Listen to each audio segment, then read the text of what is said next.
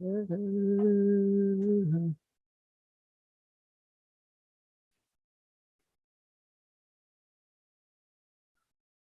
open your prayer booklet, page 4. Refuge prayer.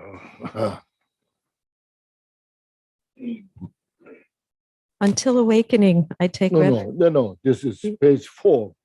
Oh, that's my page 4. What prayer do you have? Until awakening. Oh, okay. So I was looking at the Tibetan. Okay. Yeah, go ahead now. Sorry. Until awakening, I take refuge in the Buddha, Dharma, and Supreme Assembly. By the merit of generosity and other good deeds, may I attain Buddhahood for the benefit of all beings. Until awakening, I take refuge in the Buddha, Dharma, and Supreme Assembly. By the merit of generosity and other good deeds, may I attain Buddhahood for the benefit of all beings. Sangye Chodan Soki Chognam La Chanju Bardu Dakni Japsuchi Daki Jinso Jipe Sonam Ki Jola Pencher Sangye Drupar Sho. May all mother sentient beings, boundless as space, have happiness and the causes of happiness. May they be free from suffering and the causes of suffering. May they not be separated from the happiness that is free from sorrow. May they rest in equanimity, free from attachment and aversion. May all mother sentient beings, limitless as space, have happiness and the causes of happiness. May they be free from suffering and the causes of suffering. May they not be separated from the happiness that is free from sorrow. May they rest in equanimity, free from attachment and aversion. Manam kadang yampe semchen tamche de madang dewe gyudang den parter jig. Dunal dang dunal jig gyudang drawar jig. Dunal mepe dewa dang mi drawar jig. Nerin chadang nidang drawe tanyam la ne parter jig. That's good. Good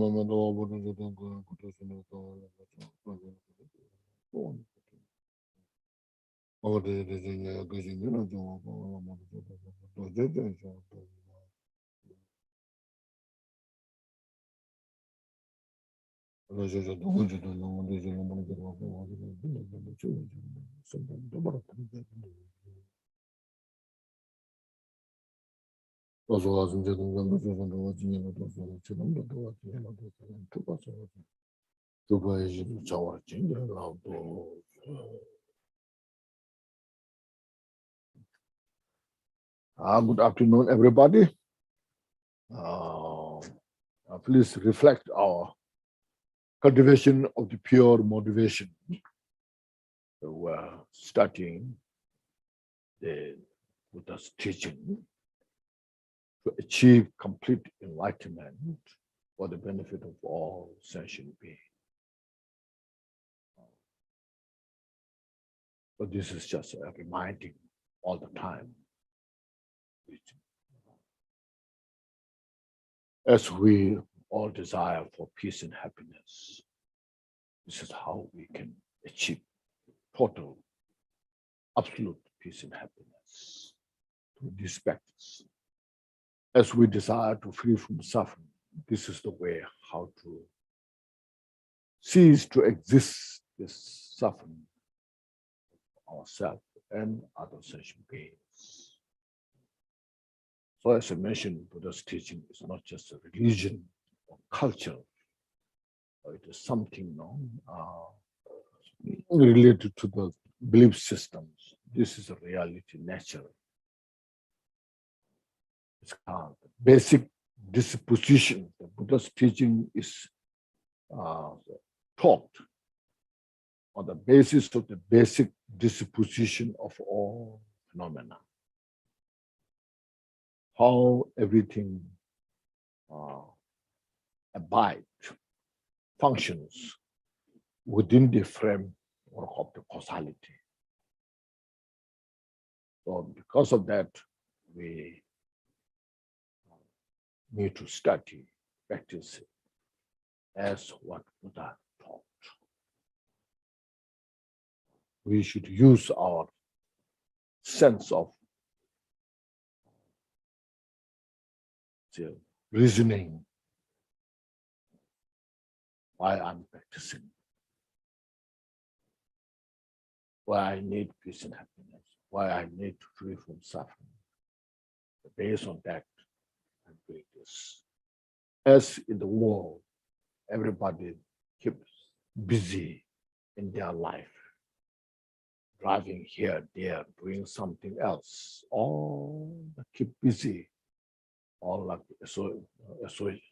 associating with something, and going to movies, dance clubs, or dinner clubs.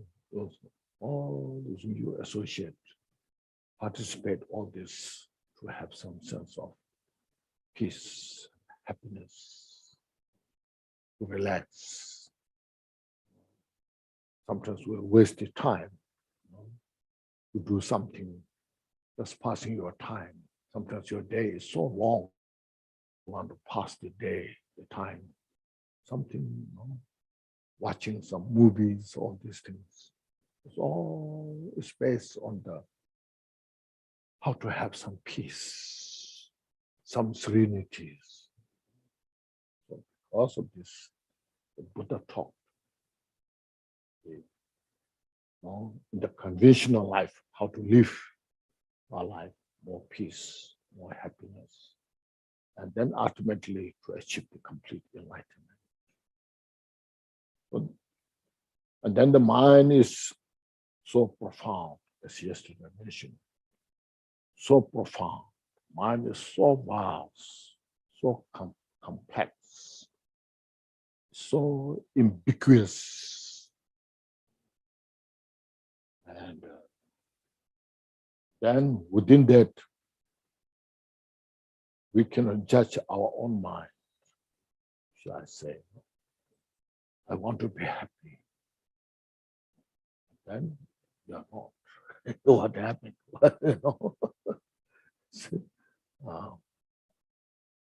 I want to relax my mind. And sometimes doesn't, Oh. I want to be a very kind person. I want to be really, do things right. And sometimes that doesn't happen. It's difficult to judge our own mind, see our own mind, what it will do in the next. That's what about the mind. That to comprehend that complexity of the mind totally, Buddha taught all those teachings. Therefore, we have to pay attention on this. There's no negotiation. We have to go forward. But then we have a lot of distractions here and there. Doesn't allow us to to pay attention, to follow that. So today, tomorrow, we are paying attention a little bit about this Heart Sutra, the teachings that Buddha taught. And it is, here said, by the power of the Buddha, by the blessings of the Buddha. Then the Shariputra asked the question, and our Lord Teshwara answers all the question and talking about all the Heart Sutra. So he said, because the power of the Buddha, by the blessing of the Buddha, this teaching is considered as the Buddha's teaching.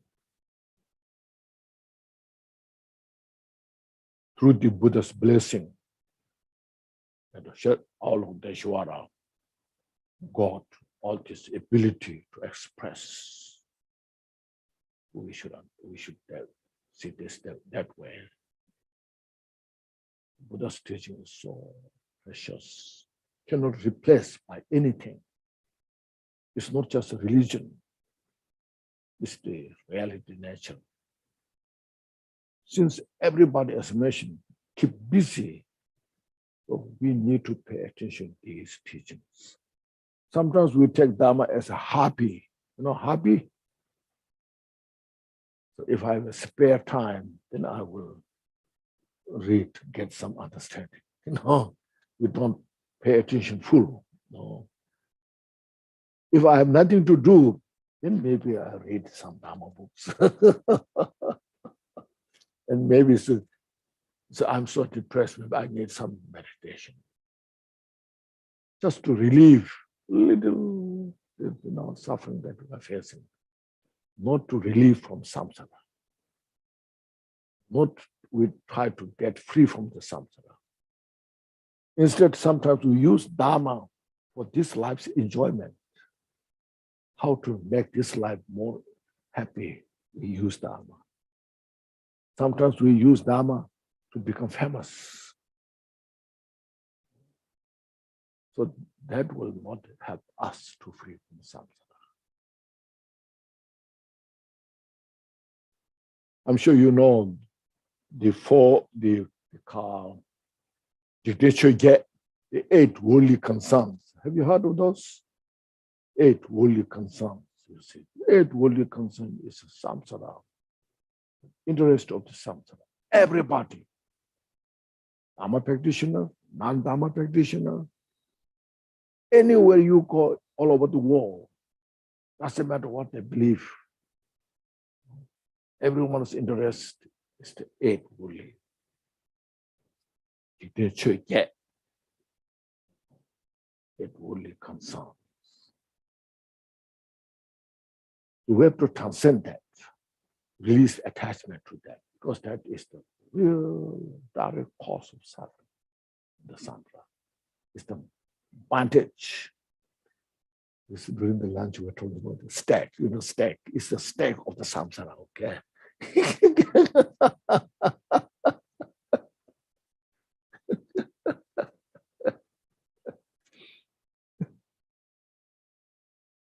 So these things are very important point.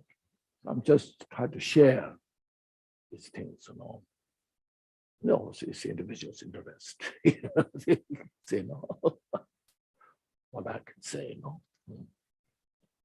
Now, I read some part of this morning, as what our Lord what Shariputra asked the question, and then what our Lord Tejwara answered. And then, yes, this form is emptiness, and emptiness is the form.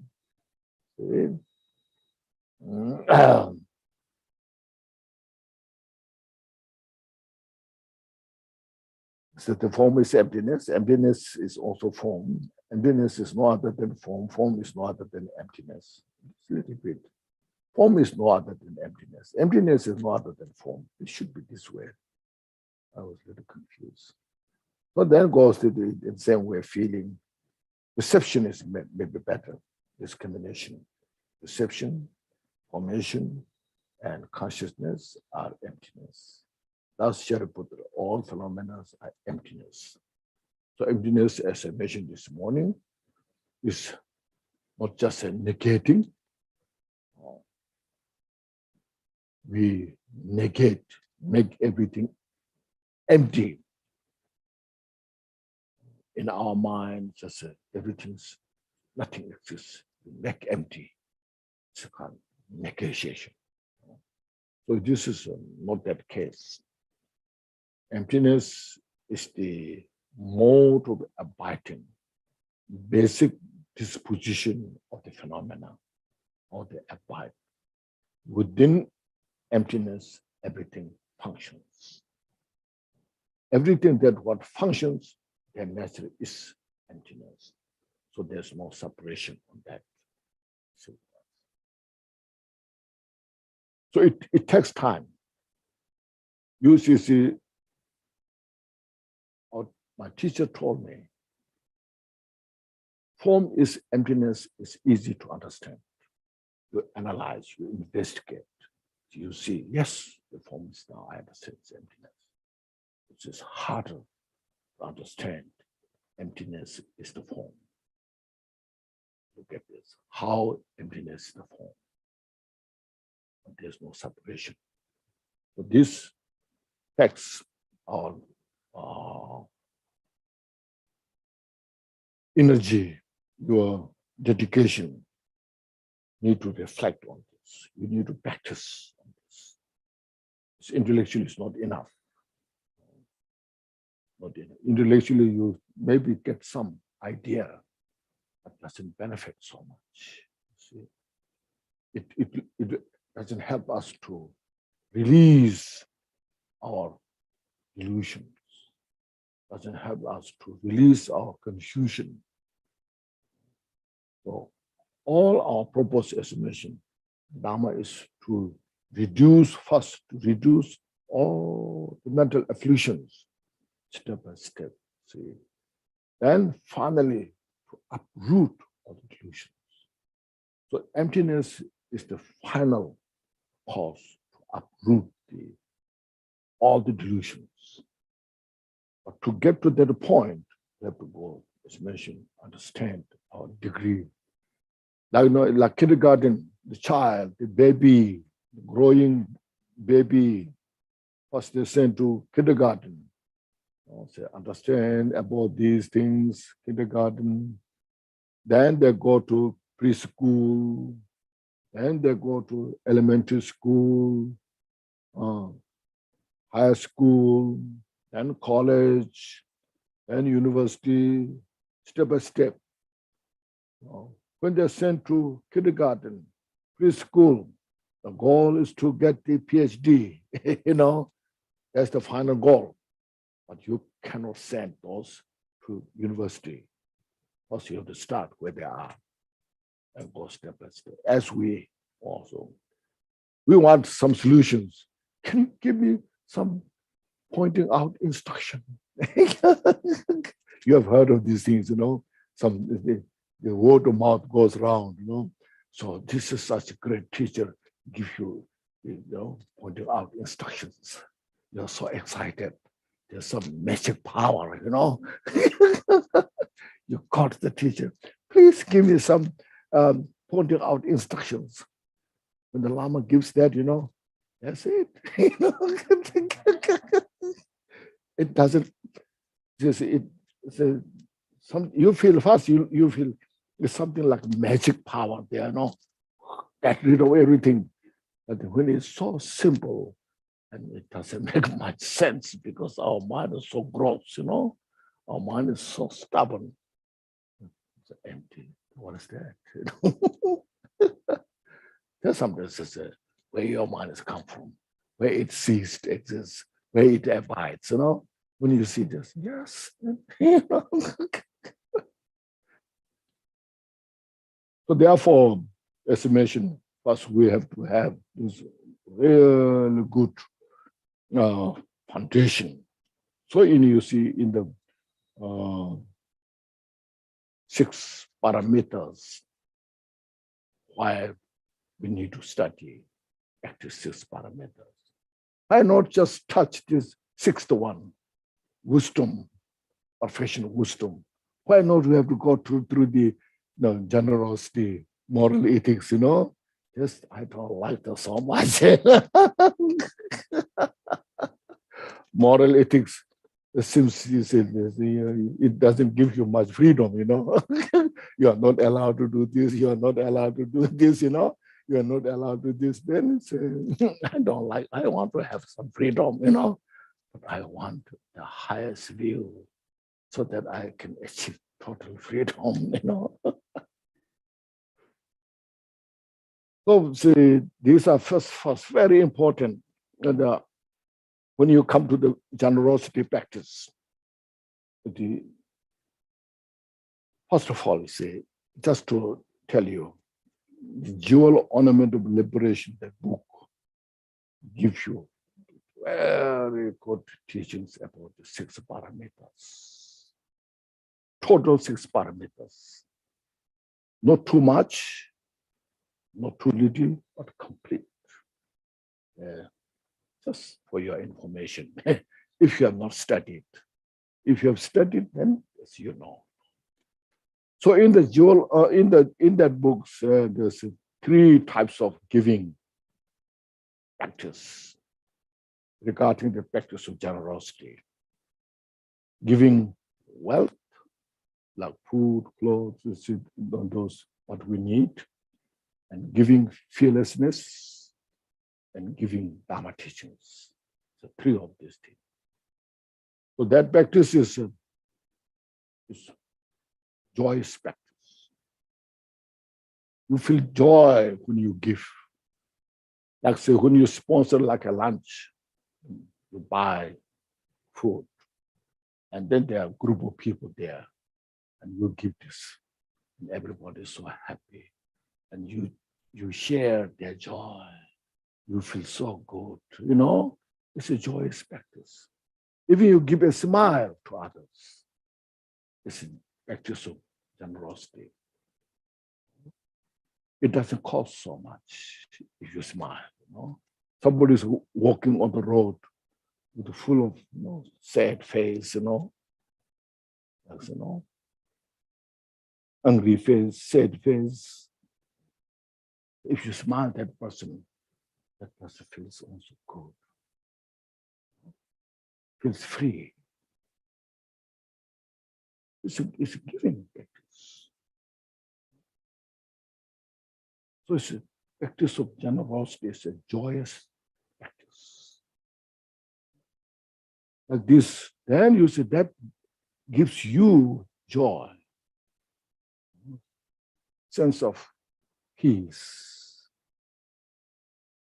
So this is simple practice, but Buddha talk that way.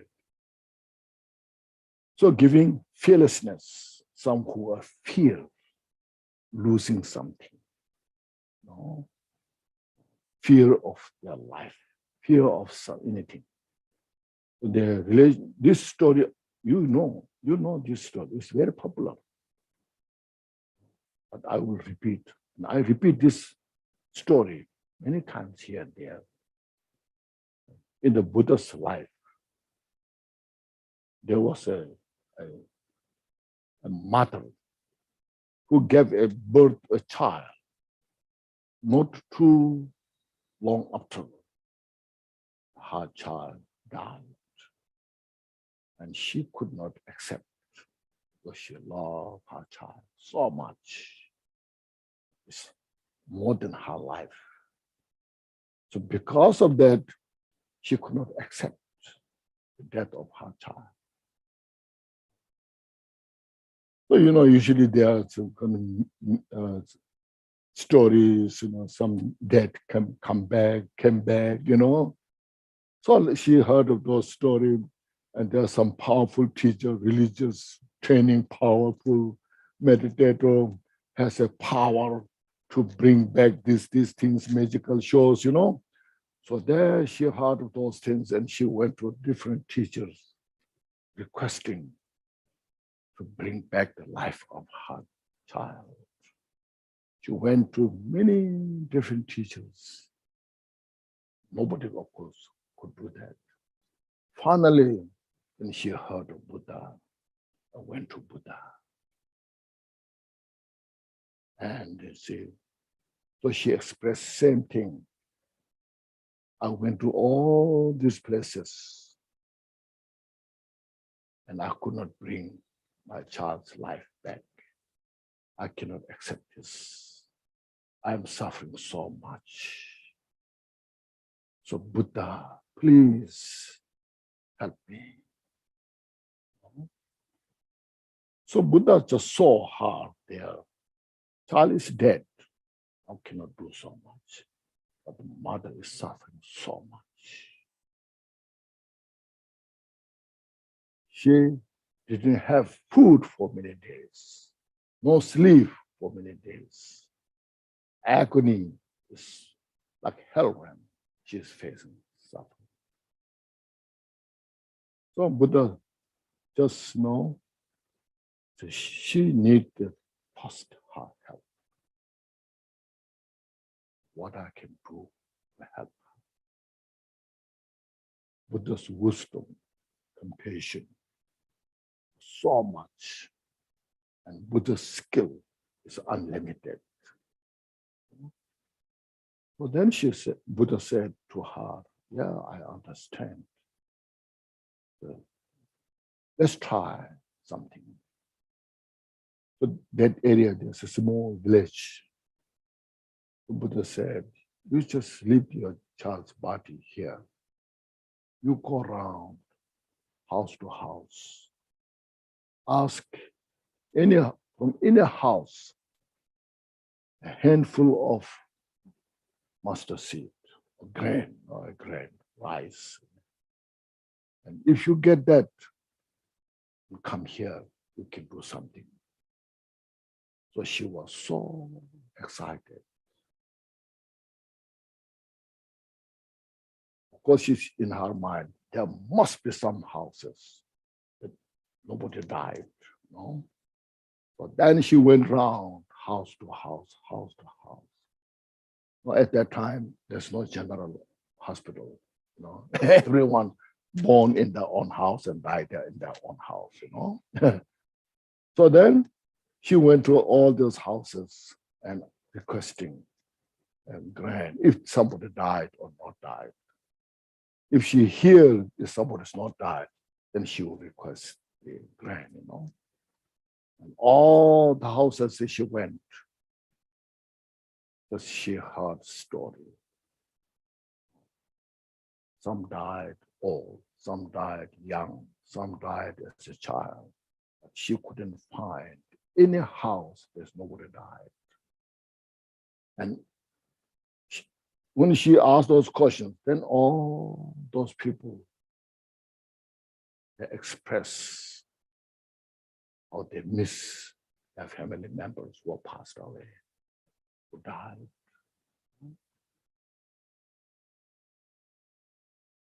Because she said, I'm suffering so much because my child died, I cannot accept. So today I met Buddha. So Buddha told me to this. So can you give me a grain of, a handful of grain? So if in your house nobody died, everyone expressed their suffering, missing their family members. So she couldn't find any house because nobody died. So at the end, she felt lighter so much, It's not only me. Everyone died. So I have that's what you're saying. I should accept this.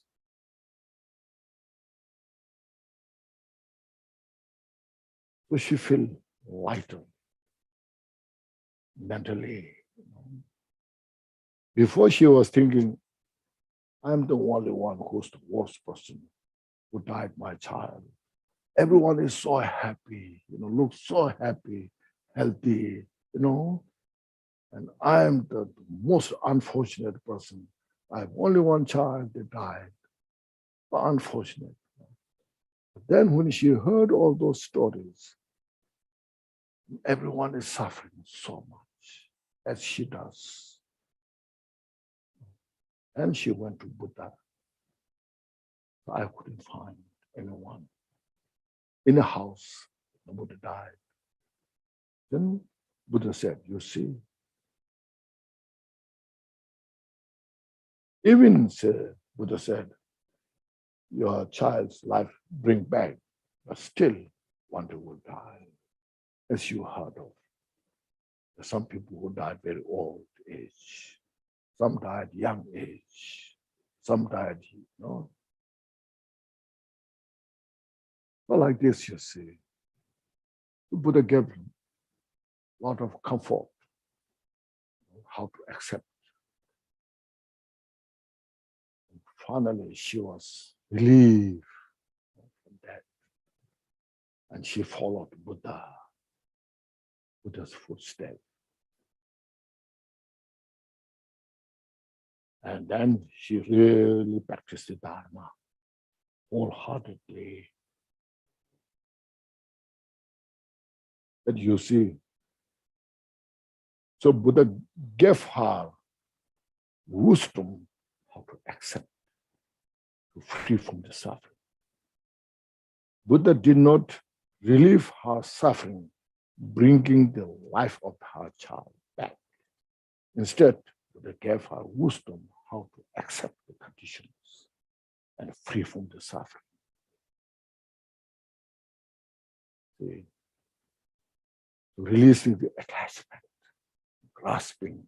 See? So that's what we have to do, our practice, you see. These are such a very precious moment. This how Buddha gave fearlessness and gave her Buddha's wisdom, Dharma teachings to free from the suffering. So that's the very purpose of our practice Dharma. We in the samsara,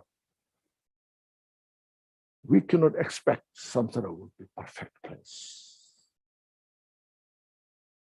Today, if you solved all the problems, so now I'm free from this problem.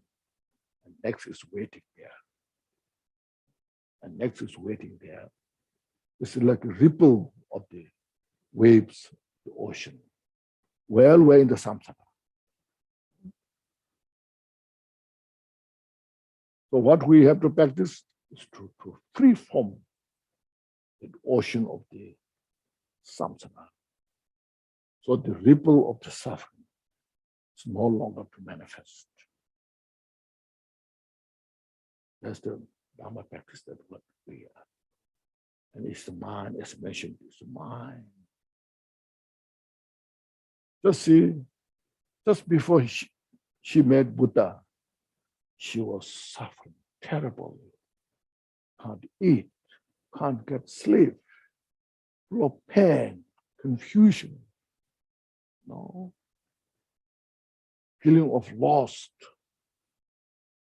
So as soon as when she met Buddha and expressed her agony, suffering, and Buddha gave all the wisdom to free her from all the suffering. And she became a human being again. Follow the wisdom. That's what is how important it is. This way, no, you release the cause of suffering. You see how the mind, as mentioned, no? How the mind is playing. Before she met Buddha, that same mind, how it is called, one face, on one hand, two faces. I think last time I gave the talk here with the Zoom, last year or year before. There's beautiful teaching by Lord Jigten Sungwen. I get from that, you know.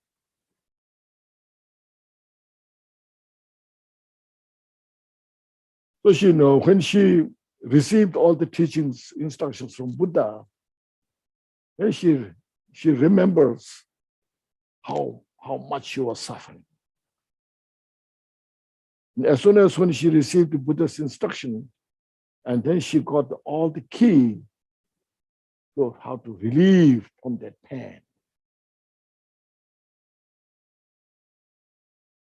That's what's called wisdom. Different stages of wisdom that we need. It's in our own mind, we have that. So Buddha cannot give the wisdom, you take it. But Buddha can give the instruction. So I will give you the instruction. You have to follow for your liberation, you see. If there's a way Buddha give this instruction, Buddha give the blessings without effort, then even she asked the instruction, Buddha Buddha could have given to her. No, but that's not the case. We have to follow our own interest, make effort, devotion to Buddha. So that's what the devotion is about. You see, devotion is not just what's called blind devotion, devotion with the wisdom, with the kind of conviction. This one story. I like those stories. Yeah. You get good understanding from these stories. So there's so to understand this wisdom, the perfection of the emptiness of wisdom, we have to understand all this step by step. So finally, you have to realize, because the emptiness itself is inexpressible. Have you heard of inexpressible? Inexpressible. Cannot express. So this is this, You've heard of this, a lot of examples. Like you are taking sugar cane. You are chewing sugar cane. So sweet. That somebody did not have that experience, what sugar cane tastes like, And their individual comes in the public and describes about the sugar cane. This sugar cane tastes this. And everyone looks very, anxious what tastes like. So then the person explains, father, still you are wondering, looks like it's very good taste, but we don't know. After all the expression, still the audience, they have no idea what taste it is, because they have not experienced that before. Finally, that teacher or the person gives every individual a piece of sugar cane. So then they taste on the tongue. Oh, this is what it's like, sugar, taste of the sugar cane. So now you ask, what is like? It's sweet. What is sweet? Can you tell me? It's sweet. It's inexpressible. It's just an example. So you have to make the effort yourself with all the conditions. We need really good teacher, without title. We need a good teacher who have that experience or that qualities. Then the practitioners should have a real good interest. It's mentioned, unclenching, unflinching, not unclenching, unflinching confidence. With these conditions, an individual can experience that. That we first, that's why we have to understand about the samsara, as mentioned many times.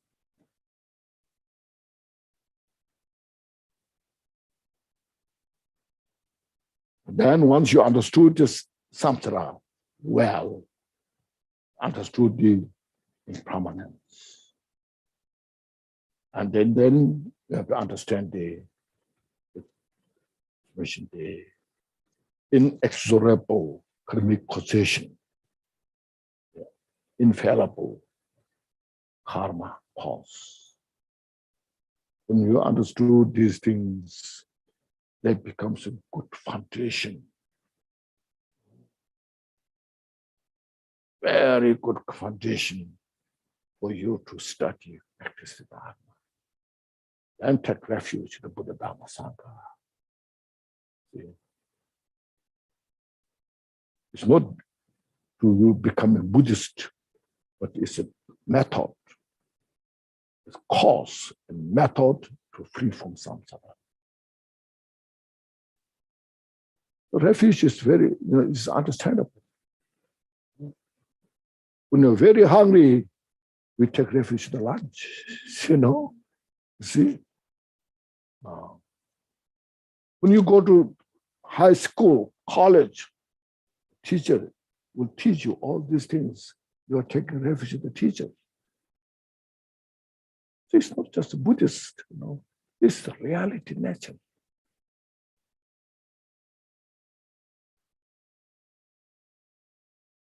So when we want to free from samsara, so then we need Buddha,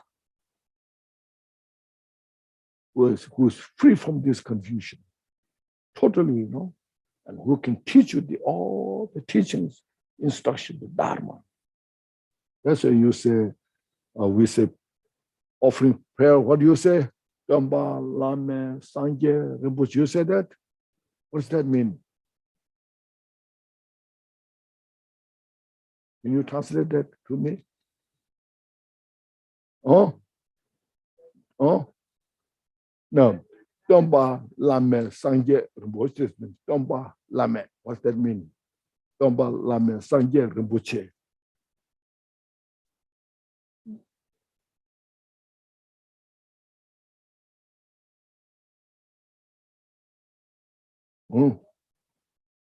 Not Guru, Buddha. Gamba, Lame, unsurpassable teacher. Yeah, they know Gamba Lame. Gamba Lame means unsurpassable teacher. Sangye, the precious Buddha. So Buddha is the precious teacher who is the unsurpassable teacher. There's no greater teacher than Buddha, because it's Buddha, enlightened. Buddha teach you all knowledge, both samsara and nirvana. See, then Kyopa Lamed, Rinpoche, what he said now. Kyopa Lamed, unsurpassable protector, the precious Dharma. So Dharma is the protector, you see. Not the Buddha is the protector. You have to understand that, no? Dharma is the protector. It's unsurpassable protector of the precious Dharma. That now, having said that, how Dharma protects us? We have to study this mission, hearing, contemplation, meditation practice, these three. First you hear the teachings, what Buddha said. You understand what Buddha taught. Then contemplate on that, means make sure you understood, you see. It's not just blindly, Buddha said so, now you believe, it's not that. You have to understand. What's the suffering is about? What's the cause of suffering? How to eliminate suffering? It makes sense or not? See, you have to utilize your own mental capacity to see, to handle these things. So Dharma is unsurpassable protector.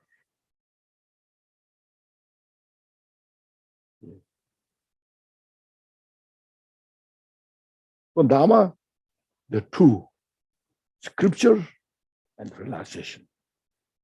First you study all the scriptures, all the sutras that Buddha taught, as much as you can. And then, once you understood those, put into practice, you experience meaning, like say, loving kindness. Just for example, loving kindness. Everybody has some loving kindness. Not only human beings, even the animals.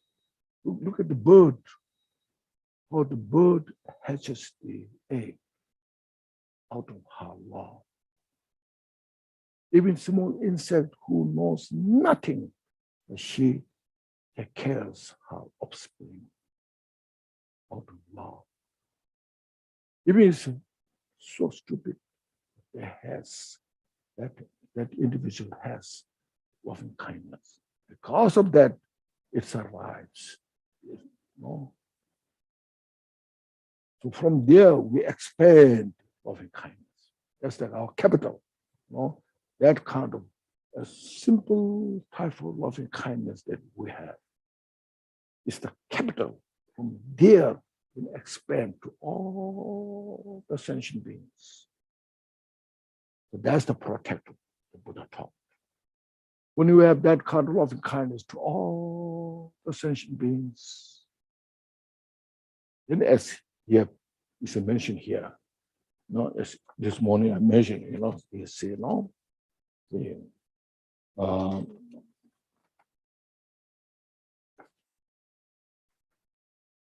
this our here beginning prayer, all mother sentient beings limitless as space, especially those enemies who hate me.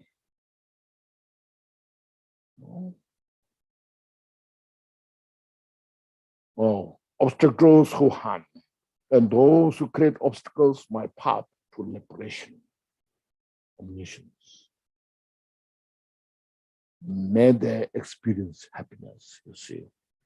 So we extend that loving kindness to all. How you can really develop loving kindness to an enemy who create all the obstacles, who make you miserable? How I can love to that person?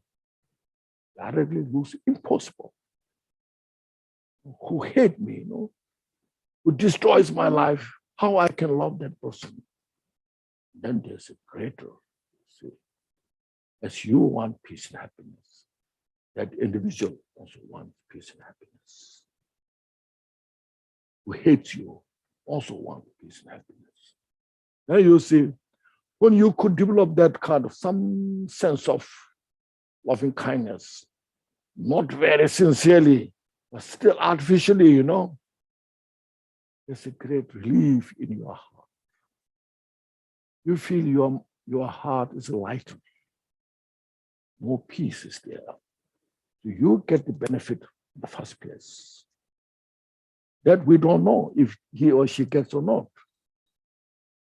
When you say that prayer, we need that object for our practice. And we get the benefits first place. Then we can transcend all these things. That's what's called Dharma is the protector. Make sense? That's what we need this.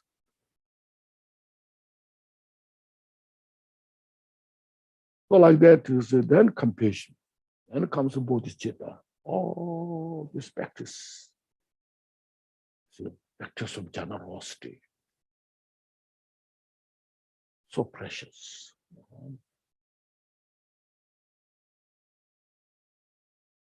It's joyous as measure, it's joyous path. It gives you freedom. When you give things to others, you feel free. So I'm so happy I could give these things.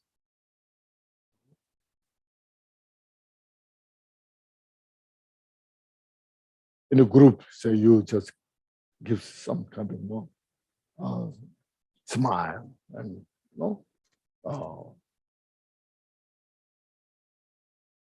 someone should say, or the people they are so concerned, caught up in their ego, they are suffering, they are confusion, and in such kind of state, you should give this kind of story, say this story, how to relieve from their confusion. And then after some time, people open up their heart and they're smiling each other. And then they respect each other. Such a gift. It's called giving practice. So with that, then next practice of morality, as I mentioned. In Tibetan, the word is chultim. It's called chultim, Tul Tim, there's two words. Tul means as it is. Virtue is virtue. Non-virtue is non-virtue. You don't make virtue through your own mind. I mean, your belief system. This is virtue because Buddha said so. It's not that way. How universally, how it is has been virtue, a cause for peace and happiness. Non-virtue is non-virtue, not because of Buddha said so, but because of how it constitutes, how it functions. Or it's non-virtue. So, according to that reality nature, then Buddha directly received that or understood that, realized that, and taught. So if you want peace and happiness, this is a way to follow the path. This is the non-virtue, cause of suffering, that we need to purify. This is the virtue that we have to follow for our peace and happiness. That is following that is called morality. So, Tim is discipline. Discipline according to the reality nature. Avoiding all the cause of suffering and accepting all the cause of peace and happiness. So discipline on that basis is called morality practice. Okay. So it is so precious.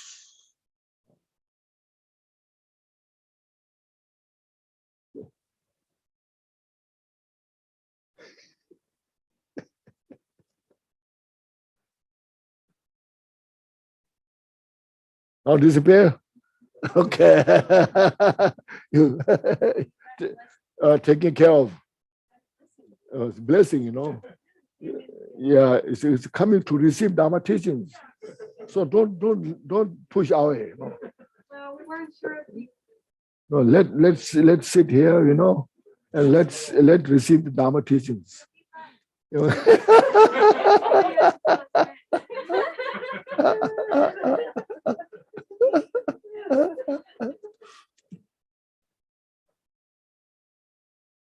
So that's what we call moralities, okay. And they are all steps. But firstly, as lay people, we have a 5 precept. Have you heard of that 5 precept? Lay precept? Like this, some universal, you see. Within that first, what is the first one? You see, why not killing?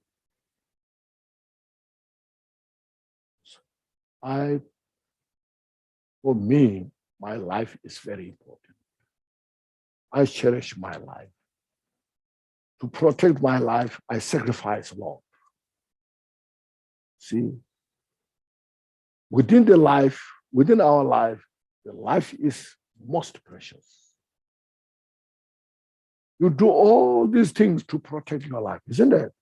You work hard day and night, you collect the money, you make your place so beautiful, comfortable for your life.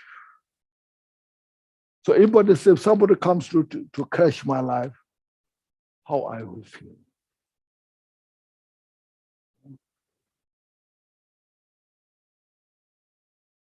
So like that, everyone, even small insect,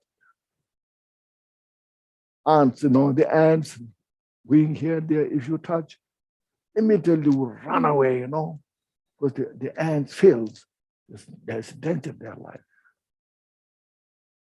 And run away as fast as possible. So under such a condition, so if you take their life, how heinous that? It's universal. It's not a religious belief. It's the experience of the individual. So Buddha sees this directly, says, don't take life. So how precious this is, you see. If you really think carefully, don't harm others. Don't harm others' life. Don't take others' life. In the country, there are some people shooting, there's kill people, other people, How disturbing news is that? It disturbs peace. As soon as you hear somebody shoot and kill, and how your feeling is, you don't feel really comfortable about that. Buddha taught about these things. Don't harm others. And you see, next, not stealing, same thing,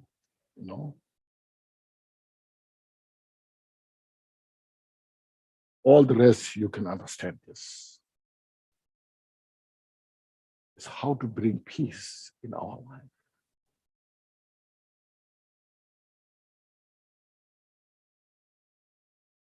Even in the world, and their foundation for the enlightenment, to free from samsara.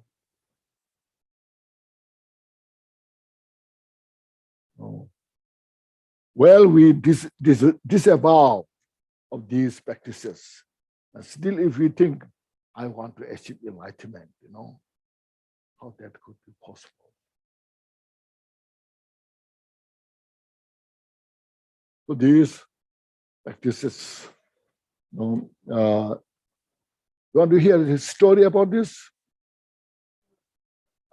You have heard of this before. It's very popular.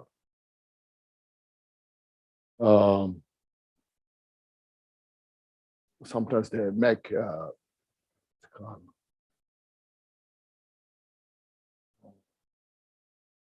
pictures, drawing pictures about these things. In front of giant tree, there's an elephant. On the elephant, sitting a monkey.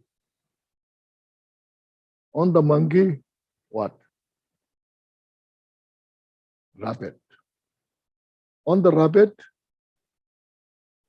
a bird. It's called 4 great harmonious friends. That portrait is very popular. Sometimes they make a piece of tanga. It's a gift, as a gift, and hang on to our wall anywhere, You have to understand that story. Have you heard of story? Haven't heard of story? That you see,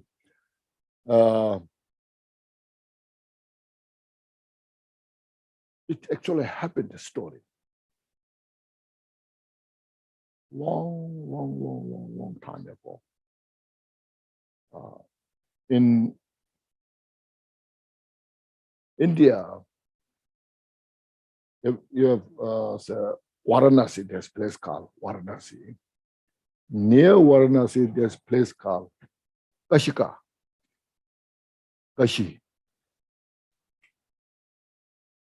In that time, I think it's very big area, something like a country. And there was a king, and the king ruled the people there at that time. Then they have a giant big forest.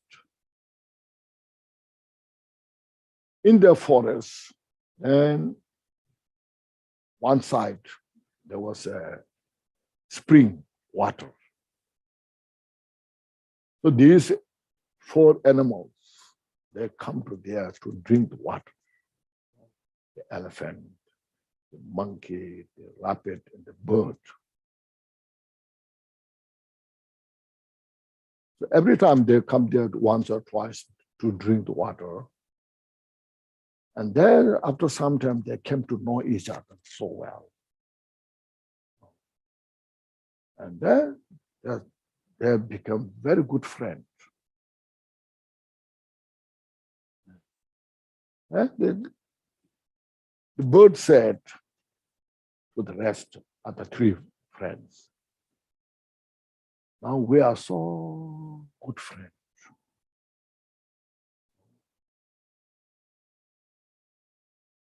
We just, it's such a wonderful peace. When we see each other, there's something special feeling in the mind. Light feeling, very friendly feeling, So now, see, if we know who's older, who's younger, then we can respect more. So then the elephant said, oh, that in that case, first elephant said, yes, I agree what you said. I feel also very ease when I see you in drinking water here. I feel very comfortable, wonderful feeling I have. Regarding your question, who is older and younger, the elephant said, maybe I'm older. Rest of you, no. Then rest of you. And they said, how you know that? So you can look at this tree. This is a giant tree. First, when I remember, I was very young. Elephants, young means big, The tree is at my size. And the monkey said, oh, in that case, I'm older than you are. He said, how you know? When I came to first to drink water from here, the tree has few branches. So then rabbit said, oh, in that case, I'm older. It was the first time when I remember, few leaves just sprout, came out from the ground. And the bird said, in that case, I'm the oldest. He said, because I ate the fruit of that seed. I ate the fruit from other tree. I came here to drink the water, and I shed here. The seed went in the ground and grew. That's why you see first elephant, then monkey, then rabbit, then the bird, So then that way is how they respect each other. It's a symbol of that painting. And they live for many years like that way. And then after some time, the bird said, I got some idea. We should keep this 5 discipline to have better respect each other, more peaceful. And they asked, what is your idea? I said, not taking life, not stealing, no sexual misconduct, not drinking. And then that time, not drinking, not telling lie. And then that time, there was no drug or alcohol, We should trust the causality. And they said, oh, that really sounds good. We should follow that. Very wise advice. So they followed that way for many years. And they become very good friends, more and more close in understanding each other.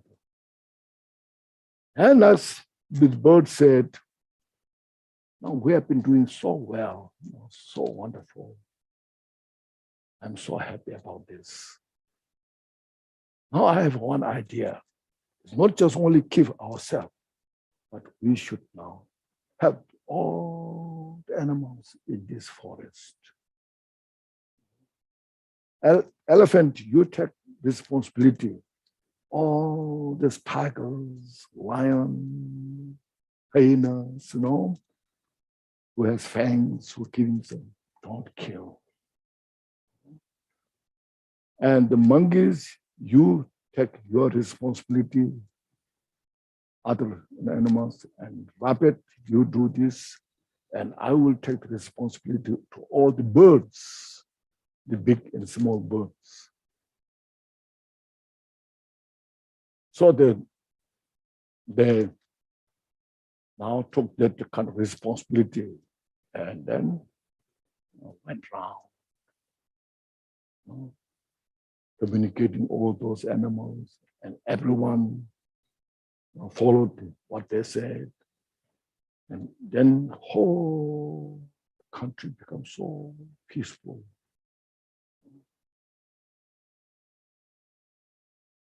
So because of this, then the weather was good. Rain falls in time. No sickness, no pandemic, Yeah. And the crops harvest in time. No floods, no fires. The world becomes so wonderful. So when that happens in the country, the people in also,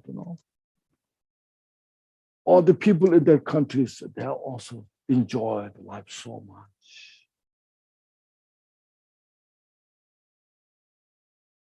And the king thought, I am as a king in the country. I rule the country so well.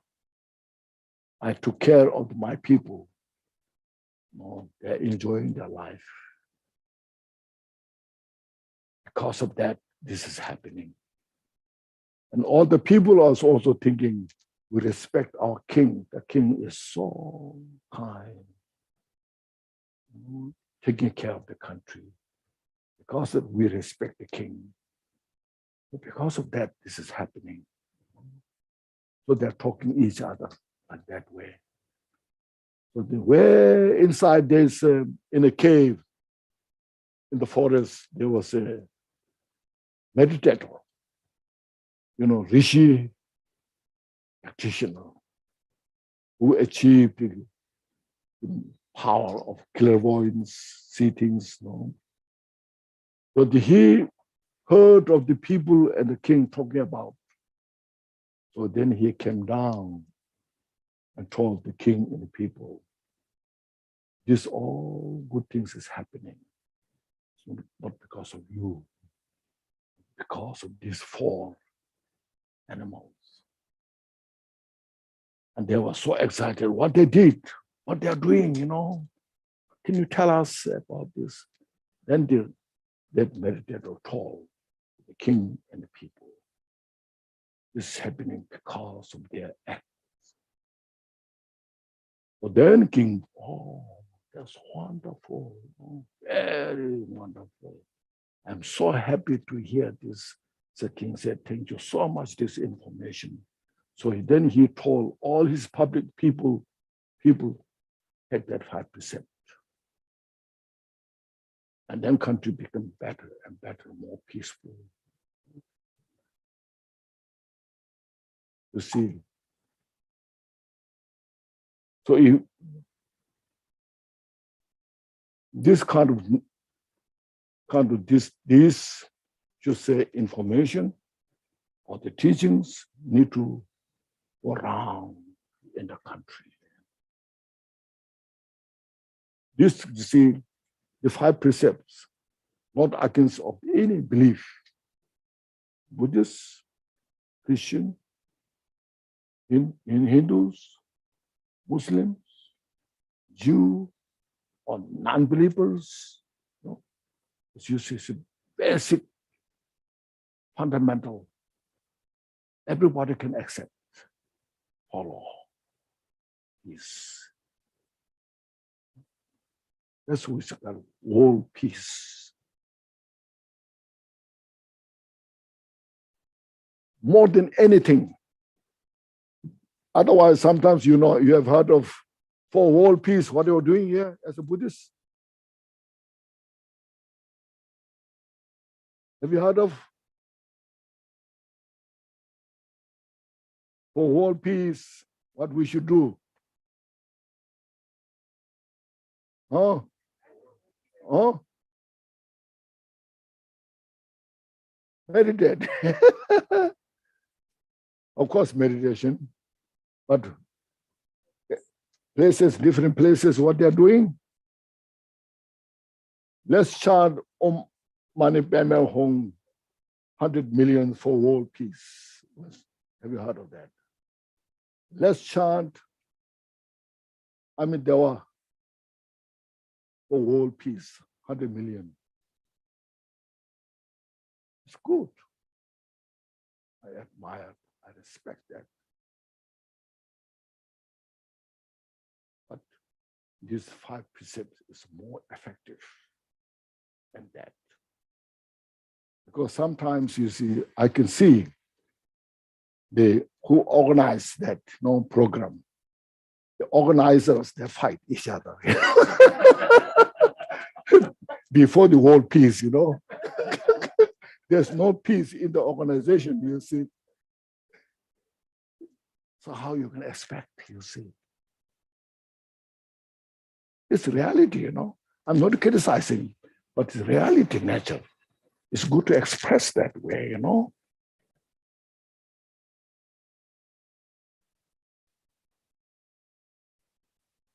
And then we chant other mantras for pandemic, they chant this mantra, that mantra, this.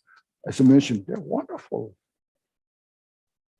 But if our teachers explain about this, keep the 5%, everybody, like chanting mantras, of course, no other will chant the mantra. Even within Buddhist Theravada school will not chant the mantra. Mahayana, I don't know so much. Only Vajrayana practitioners. And how many Vajrayana practitioners? Only few, How much you can expect the effect. But if we practice this way, everybody will admire. Everybody can accept. Even they don't, even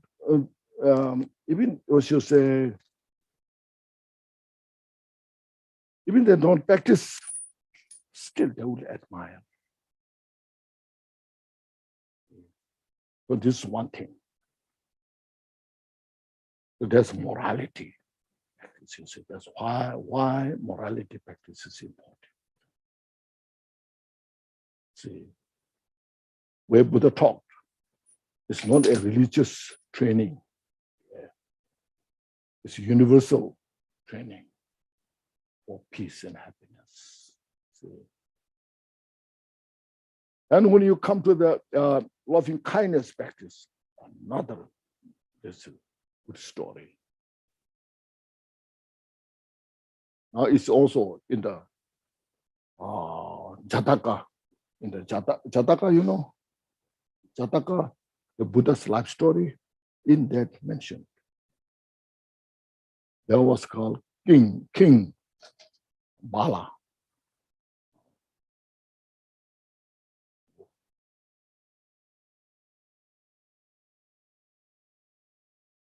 It's a long time ago. And during that king, in that country, and this pandemic came about, and to the country, people got sick and dying. But the king was very depressed. I am as a king of the country, I cannot protect my people. How should I do? He was looking. But then one day he got idea, understanding, practice of loving kindness. So then he brought together all the ministers in his kingdom. And he told all the ministers He taught about the practice of loving kindness. Everybody should practice loving kindness. He talked to all the ministers. Then he asked all the ministers, go to the country, everywhere, people there, and teach this and practice, not just teach, meditate in the morning, in the afternoon, in the evening, So when King talked that, and then ministers went round, and then the practice people, everybody, all the people in the country, said the king ordered this, that everybody should practice this. Then everybody followed the path. Then this pandemic slowly disappeared. And there was 5 yakshas. You know yakshas? Nujin. What do you call? Yakshas. You could say. There are individuals like who interested in eating other lives' flesh, like this thing. Those, since nobody got sick in the country, nobody died. So these 5 yakshas, they were hungry now. Nobody's dying, So they're desperate. And they came to the king. So we are the yakshas. We haven't had food for a long time. We're hungry. We're also sentient beings. Can you give us some food? We're hungry. And the king asked one minister to come. Yes. No, give them what they want. They are so hungry. So then the minister took them and they prepared the food. There's no meat. Yasha said, we don't eat this. We eat meat. So the minister went to king, told about that. And the king was thinking, what should I do? I can't kill others while protecting others. What should I do? It's now dilemma. I'm facing this dilemma. What should I do? As a great king, Dharma practitioner, highly realized, and finally said, I have to sacrifice. I cannot cherish myself. So he cut piece from his flesh, gave to those yakshas. King asked, drink blood, giving the flesh, And these 5 yakshas were so impressed. You are real Dharma king. You are really helping sentient beings. It's not just mouth. You're practicing it. Now, through this hard practice, give flesh is not easy, You have done something which is most difficult that other people can do. So through this practice, one day you will attain Buddhahood, no doubt. So please give us that time. Please accept us to free from this suffering that we're having. Then the king said, yes. The king said, because of you, I got this excellent opportunity to practice Dharma. Yes, no doubt, one day I will become Buddha. And you are the direct cause to purify my cherishing, the ego, self-cherishing, to get rid of that. So you are the direct cause. And to repay is your action. When I become Buddha, may I give you the first ambrosia Dharma teachings to you.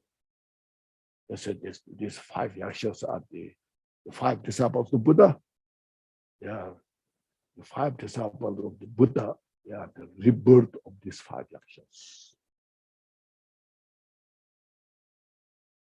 So you see, these are the real practice that we should understand. Let all know about this loving kindness. Everybody will appreciate, you see. There's loving kindness of the sentient beings, loving kindness of the Dharma, and then non-referential loving kindness. There are many degrees of loving kindness, not just one. Practice these things every day in our life. It's the healing of the mind. It heals the body. It heals oneself. It heals our family. It heals all the, in that group associated.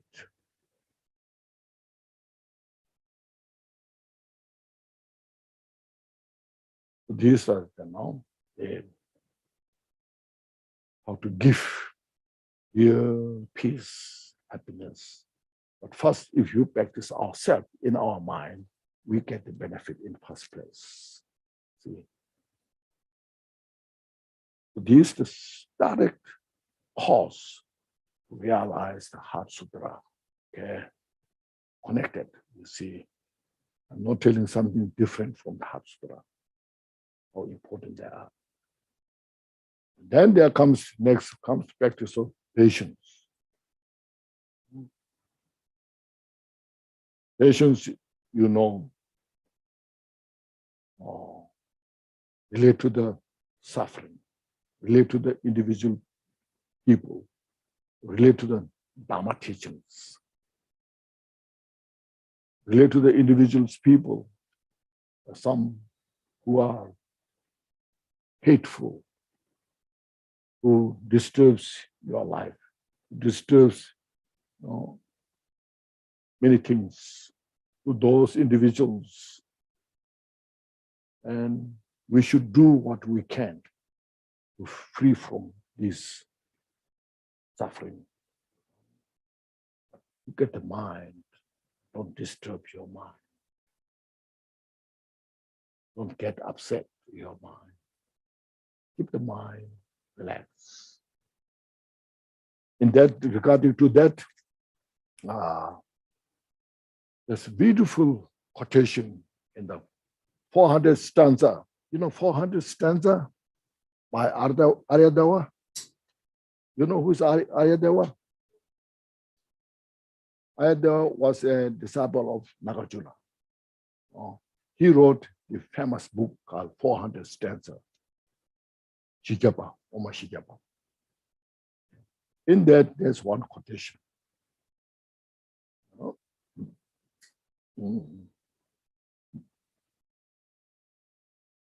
So,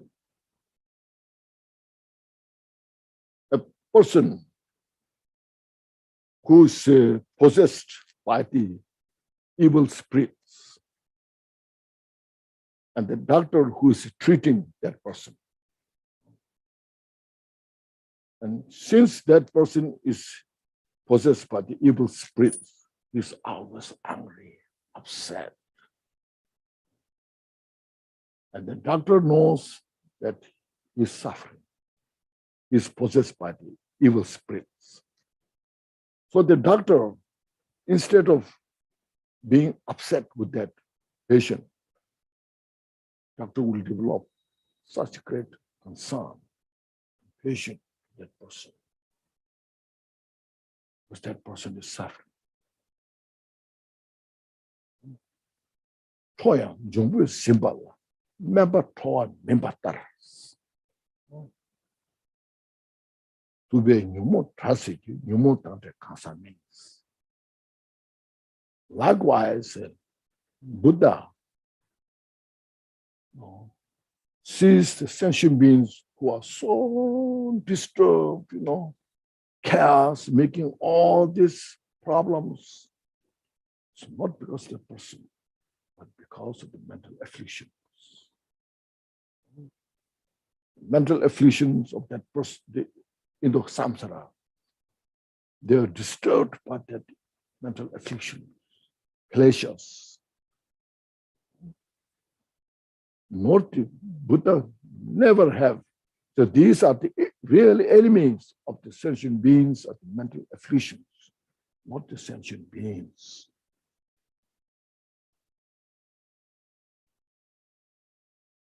So seeing that,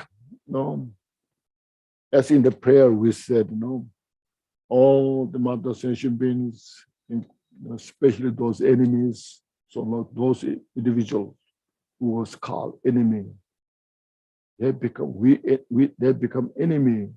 They are suffering so much. Their anger, their resentment, their malicious thought, they are suffering. So look at that, then we practice compassion for those. We try our best to purify their mind, like that. So that's what's mentioned, our study of the Dharma, practice of Dharma. Our total focus is to purify all the mental afflictions of our mind and others. This way, then not allow to manifest these our negative thoughts. Purify this way, step by step, out of loving kindness, out of compassion, out of bodhicitta, and possibly understanding of the emptiness.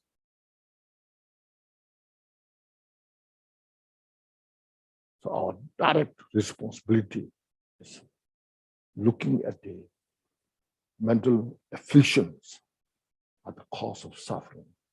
That I have to purify. So you can see in the world, everywhere, the individual suicide. Why? Because of mental depression, mental afflictions, the suicide. Otherwise, you see, I kill others for my life, to protect my life. Now, in the worst case, you suicide yourself, you take your life. So this is because of our confusion, mental afflictions, suffering that we go through. So for this, Dharma is the only answer.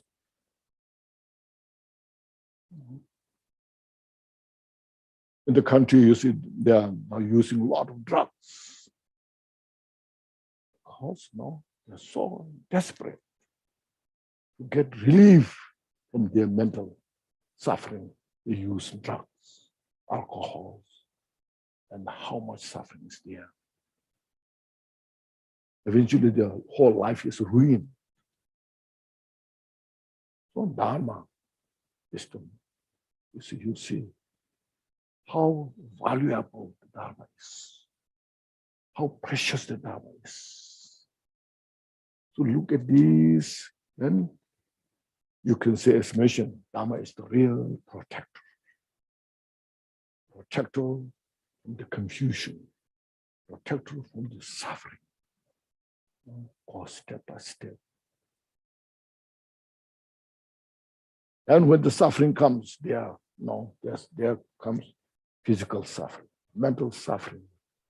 And well, as you are Bodhisattva, as you are a Dharma practitioner, I'm sure everybody, you took Bodhisattva's vow from Gyaltsen Rinpoche, I'm sure.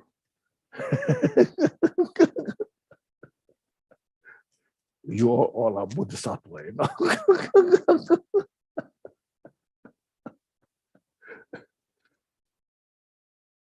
So there, you have heard of this word, Tonglen. Have you heard of Tonglen?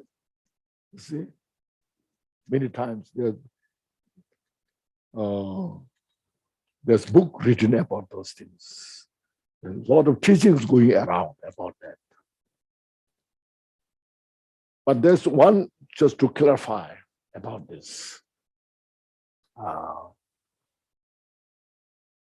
Have you heard of this practice that's you breathe in all the suffering of the sentient beings into you? Do you do this practice? And then you breathe out your peace and happiness. It's, giving to all the sentient beings. Do that.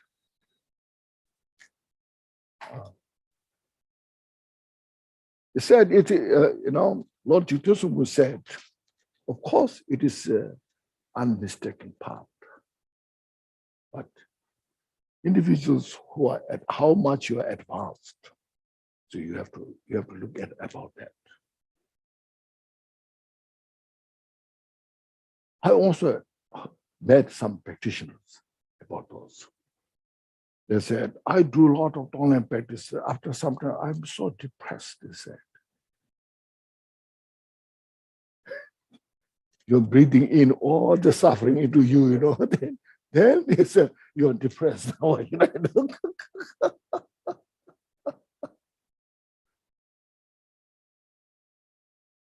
So for the beginners, it's not everybody, but in many cases, say, be careful about that. Okay. What you can do is, we have enough suffering, We don't have to bring the suffering of others into us. We ourselves have enough suffering, physical suffering, mental suffering, conflict, everything that we have, So your suffering, look at that. Then what you say, my suffering that I have, physical or mental suffering that I have, may have enough ability to purify all the suffering of the sentient beings. Okay? My suffering may substitute all the suffering of the sentient beings, you see. So you use your suffering as a tool to purify all the sentient beings' suffering. I said, Lord Gyaltsen said this very powerful practice. And there's no side effect on this. Okay. Now those who are highly advanced realize Har Sutra, meaning emptiness, form is emptiness, and emptiness is form. Go realize that. And they can do that. For them, well established. Nothing obstacle can shake them. Instead, it becomes a part of their practice. Like, when the forest is burned, big fire comes, then everything consumes by the fire. If you throw water, then it becomes more kind of fire stronger, But like that, the very highly accomplished master, Buddhist practitioner, Bodhisattvas, they can do that. All the suffering of sentient beings, you just breathe in. And then that nature is nothing but empty. Because you realize emptiness. And now we have duality state. Our mind is a dualistic state. We suffer. I am suffering. not duality, not non-duality, We're in the duality state. So this is others. And the suffering is this. This is who I am. Now I'm breathing in the suffering. Now I take in and you'll suffer, So there can have side effect. Yeah. So that's how related to that. Then any obstacles we face, these obstacles we should see. This obstacle that I'm facing may substitute all the obstacles of the sentient beings. May everyone free from these kind of obstacles. May they attain enlightenment, Buddhahood. Practice. So that kind of practice this, in the practice of patience. Okay. Yes, I'm giving those some tips that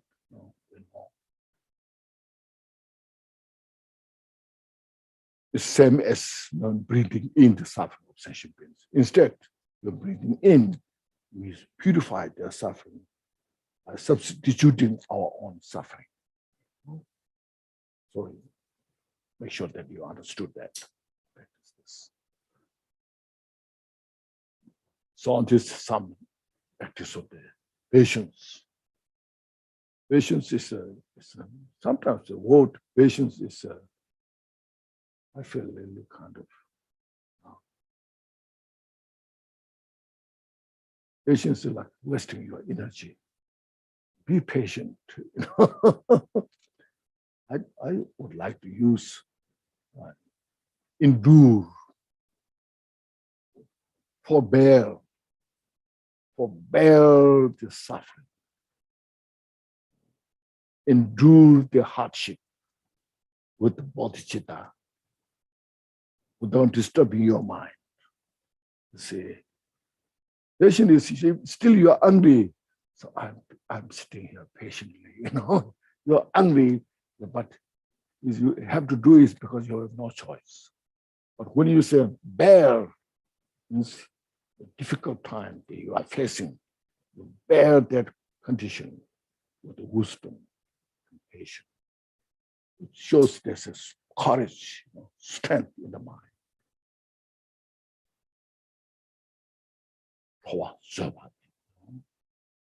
And then next comes this, you see,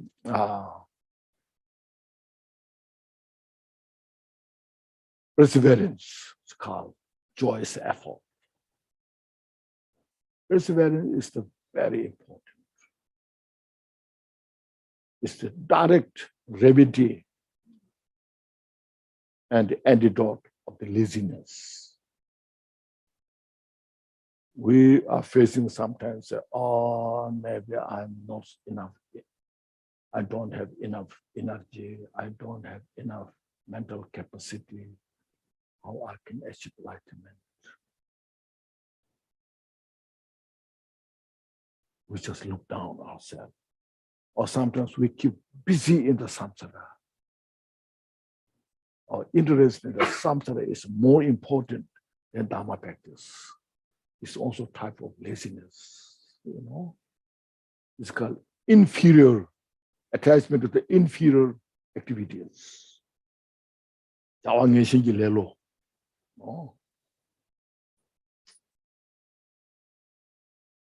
when these things happens in the mind, then we have to have the joyous effort, Dharma study, practice. Have you studied the Bodhisattva Avatar? You did? One at home. You listen to the teaching or read books? Both. It's wonderful. It's so wonderful. In the samsara, in that book mentioned, in the samsara, this suffering of change, temporary happiness, even people are not satisfied with that. How you can satisfy the teachings of the Buddha to free from entire samsara, who gives you excellent opportunity. How you can be satisfied. So that's called effort, joyous effort, making effort joyfully with respect, persistently. Respect, persistently, and with full devotion to Buddha, with the full courage, so I can do it.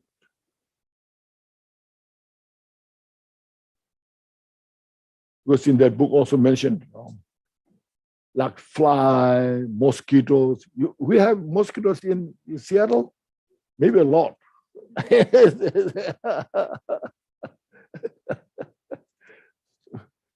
So even the mosquitoes, flies, there's some very tiny, small, these bugs there.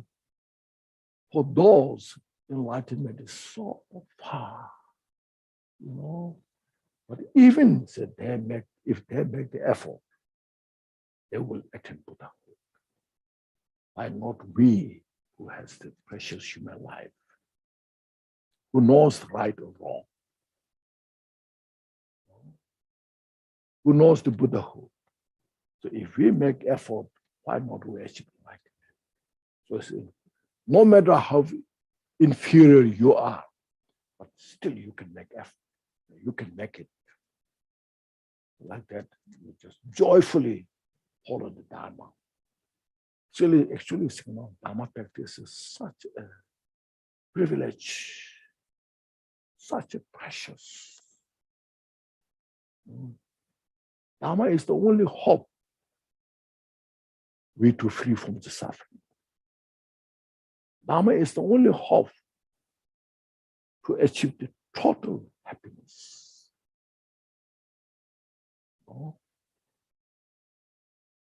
So we are so fortunate to have this in our life, to follow the Dharma. If you chant one mantra, chant mantra joyfully, with the full devotion. I'm so fortunate. I have this. I must have done something good. Now I should do better. This is called joyous effort. All of this the way. Then, as mentioned, the fifth is samadhi. Samadhi, meditative concentration, equipoise. It's okay. So no, it's okay. I like sunshine.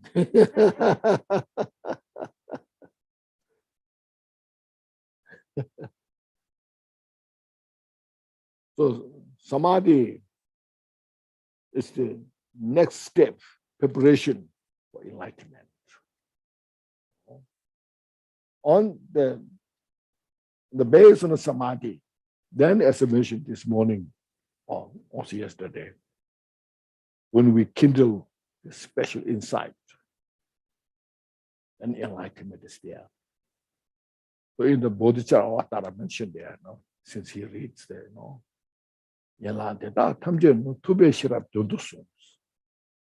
all these branches is Buddha taught for the wisdom awareness.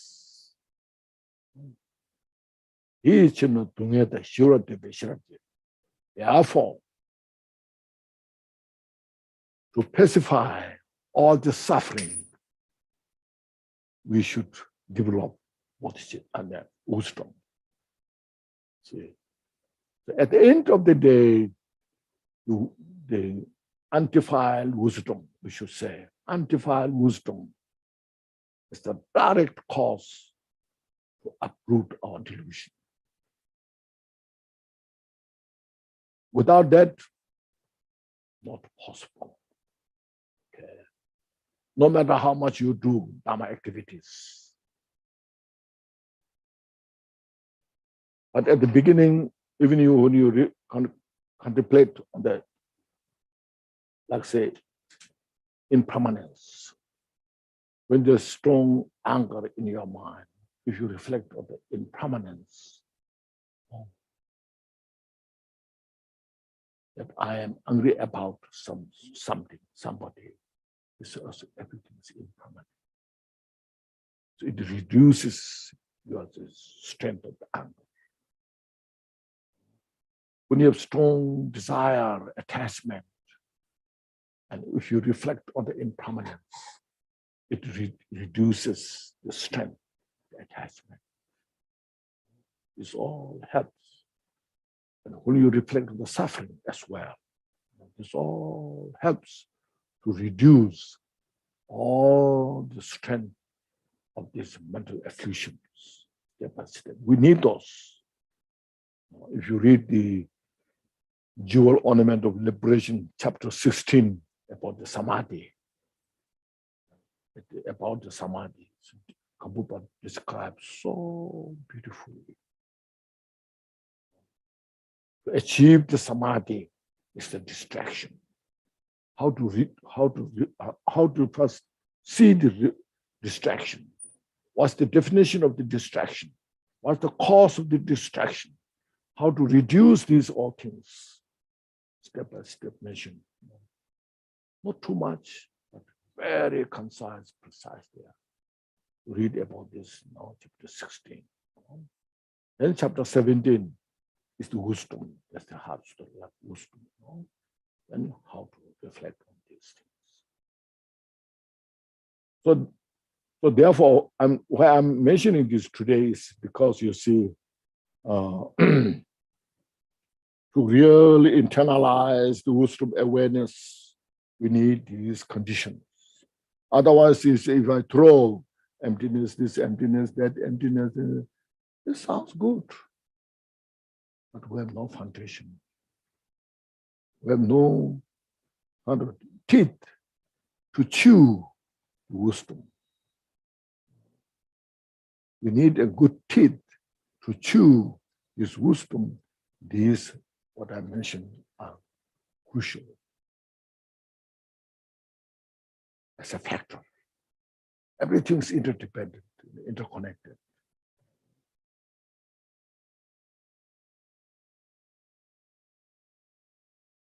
Oh, time is flying, and we have 10 minutes. Maybe if you have some questions.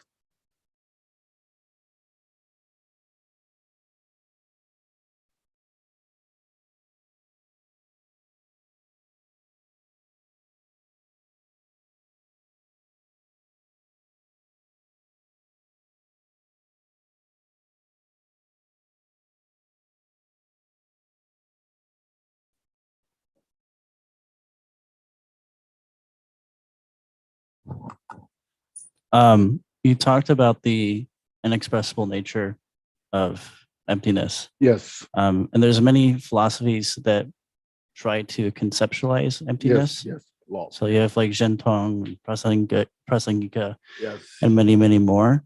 All this. Yeah, Yes. there's so many. Is there really like a point or like a purpose in really pursuing these traditions? Yes. And it depends what way you are approaching. When you are approached from the relative state point of view, kunzup, you know kunzup?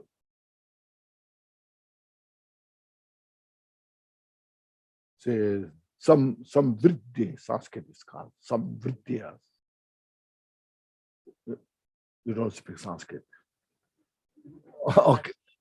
Okay. I'm just, I wonder, I wonder. Anyways, it's just a conventional state, in relative state. From the confusion, in the relative state, from the confusion point of view, approaching is what I can say. Maybe no other will accept that. This all things are nothing but empty. That's why it's the heart story. There's no form, no form, no eye, no ear, no. So because it's from the relative point of view, this what you either is all or nothing but empty. So Rangdong, they are empty by themselves. Xiandong, from the point of view of Buddha nature, from the Buddha nature side, then the Buddha nature is totally absolute. And within that, these temporary mental afflictions are non-existent. So Xian Dong, Xian is other than Buddha nature, all the rest are empty. So I think it's different approach. Individuals, or sometimes they fight each other. Say, my way is better, your way is better. At the end of the day, it's inexpressible. So what you can say, Rangdong or Xiandong. So ultimately it's up to like the individual practitioners, just like personal realization. realization, Yes. or inclination to each of these philosophies. Information. Like when it comes to going into like, let's say, Zhentong or Prasangika, would you say it's like there's no real ultimate philosophy? It's just a It's personal. This all are relative. Yeah. Shantung is relative. Rangpo is relative, not absolute. Yeah. Okay.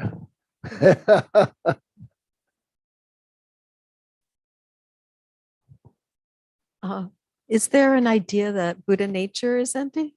Oh, Is Buddha nature empty? yes, empty. Empty of the all the obscuration. From within that emptiness manifests all the excellent qualities as this morning I mentioned. The 4 fearlessness, 10 strength. You reflect on the 10 strengths of the Buddha. It's all Buddha's qualities. Who can deny? Who can deny Buddha knows everything? Buddha taught all those Dharma teachings. How he taught?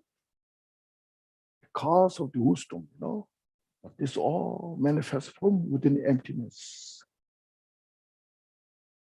Do you read this? The 7 protectors Tara by Jitun Sunggu Song? Read that carefully. Okay. Majawa member, Chuyen, Yunjuzo, Hamo Tomasho. The Simchon Kona, Tatarma, Tajibokona, Tabrosu. Majawa member, the unborn matter, who is unborn nature, within in the Dharma sphere, she abides that state. She abides with not something physically abide. Her, all the omniscient mind is within that state, inseparable of the emptiness and all the manifestation. And that state is the total fearlessness. That's why protect me from all the fear. Yeah. We should inspire this and then follow.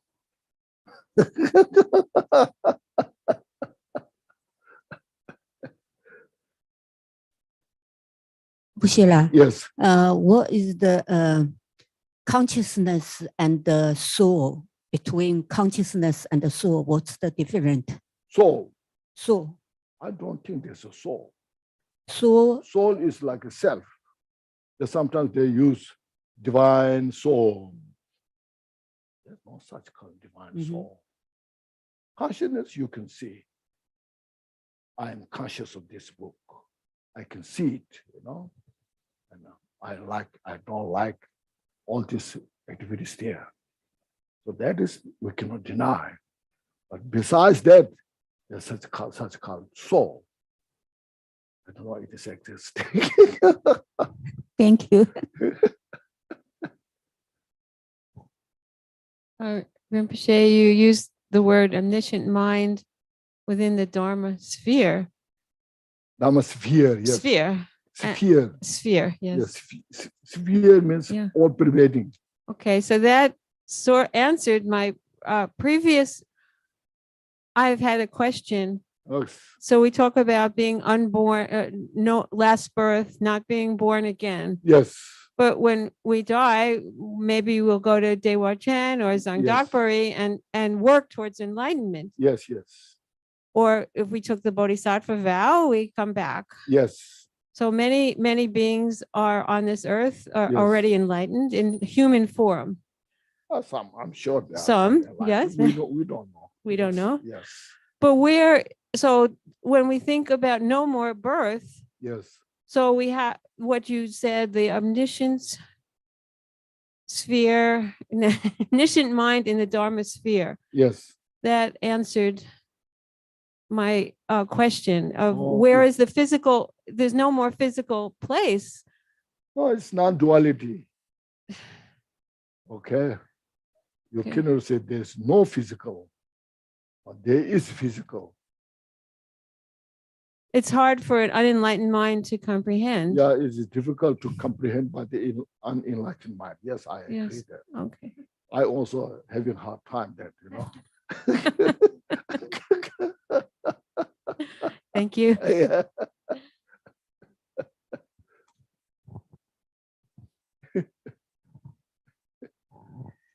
Okay, we do dedicate. Okay, first you see, now today we just roughly went these teachings. Now I'm just touching surface of these teachings, some basic according to my understanding. I cannot touch the depth of this order. It's such a profound, but just to have some understanding, and those who are here, and those who are watching in the Zoom, anywhere, you see, Dharma is always so precious. I repeat that, and we should say, rejoice our opportunity that what we have in this 21st century, and Dharma is going everywhere. And those who are interested in Dharma, everyone has a responsibility to promote Dharma, not like one person or two person.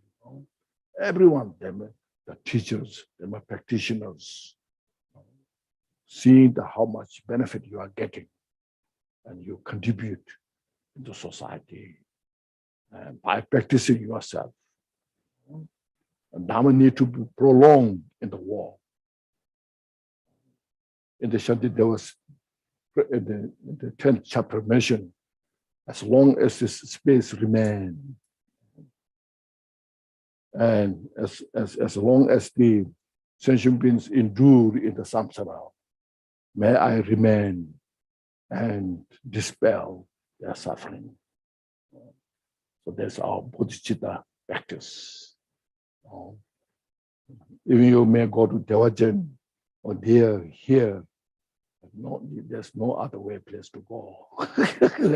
We have to remain in the samsara. Okay? Maybe sometimes you may take rest a little bit, vacation, if you find special place. But otherwise, we have to be in the samsara. There's in the Uttara Tantra mission,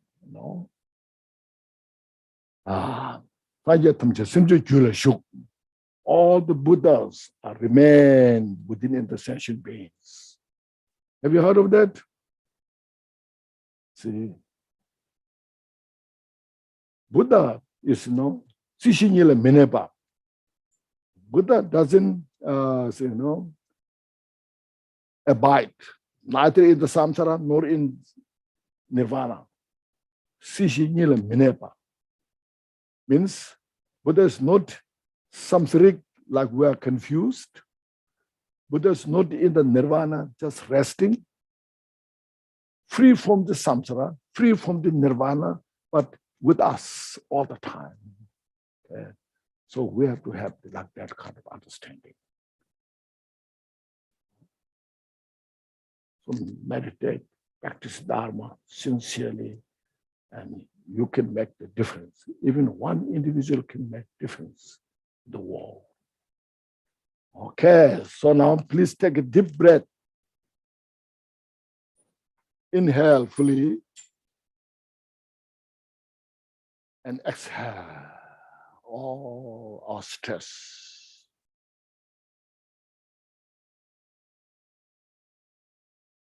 Once more, please inhale fully. Make the mind like the space nature and exhale. And once more, please inhale fully and exhale. Now then, please reflect this morning, especially this afternoon, what we went through. without before you forget. Sometimes all the teachings you receive, then you leave on the cushion and you go. So don't leave teachings in the cushion. Take with you. So to do that, reflect. Or today he talked about this. And if these things make sense, say, I will cherish it or cherish them. And if it doesn't make sense, let go. Don't attach to it. There's Carl, they're saying, don't rely on person, but rely on Dharma. There are 4 reliances, The first one is relying on the Dharma, not the person. It's very important. Buddha said that. So look at that. Take the Dharma precious. See that real protector. Thank you. And with that, we'll say the dedication prayer.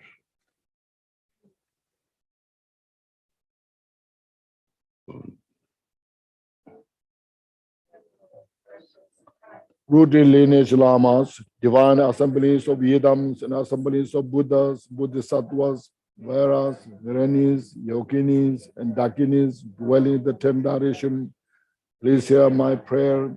May all the virtues collected in 3 times by myself and all in samsara and nirvana and the innate root of virtue not result in 8 worldly concerns, the 4 causes of samsara, or ripen as the state of the Sharavakra and the Patika Buddha.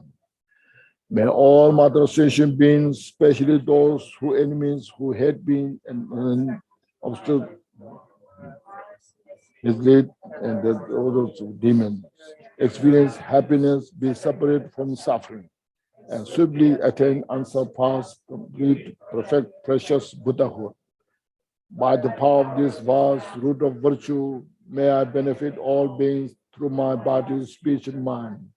May the afflictions of desire, hatred, ignorance, arrogance, and jealousy not arise in my mind. May the concern about fame, reputation, wealth, and honor in this life not arise for even a moment. May my mind stream be moistened by loving kindness, compassion, and bodhicitta. And through that, may I become a spiritual master with good qualities equal to the infinity of space. My gaze, the supreme attainment of Mahamudra in this very life. At the time of death, may the suffering life eternal not arise. May I not die with the negative thoughts. May I not die confused with wrong views. May I not experience an untimely death. May I die joyfully and happily in the great luminosity of the mind as such, and pervading clarity of Dharma.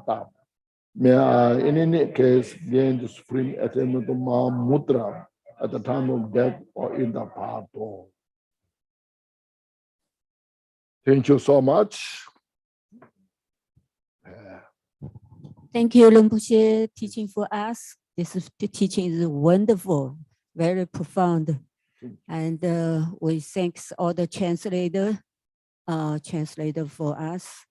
We'll see you all tomorrow. Tomorrow, 1 hour difference, don't forget. So we start here, Seattle time is the morning 10, but Arizona time is like the 11. So it's different, 1 hour different. Thank you all joining us.